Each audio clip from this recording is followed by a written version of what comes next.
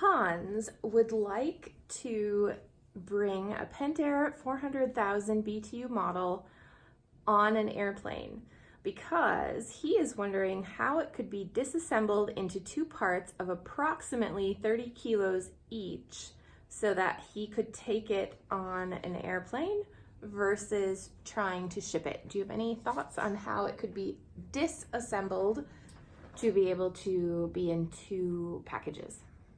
Well, I can tell you that having taken them apart many times myself, to get one half down to the 30 kilo mark requires you to take it apart in its entirety, because the firebox container itself, with all the electrical and the wiring mounted on that, is probably the mass of the weight. The rest of it is a plastic casing. There's nothing to it. That can easily be broken up into pieces, but by the time you take the sides, the back, the top, and the bottom off, you still have the majority of the weight on one side. So the only way to do it would be then to disassemble the gas valve assembly, take everything apart. It's just not reasonable. You'd be removing the blower separately. You'd be removing each and every one of those components and all the electronics separately.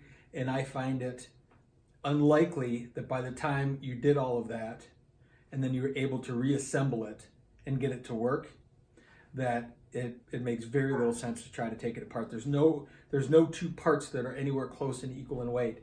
That one firebox is heavy. You may not even be able to get that down to the weight you need, which means you'd have to take the band off of it, take the guts out of the burner, and remove some of the fire brick on the inside. And again, it just doesn't, it's not really a reasonable way of doing it, no matter how I look at it.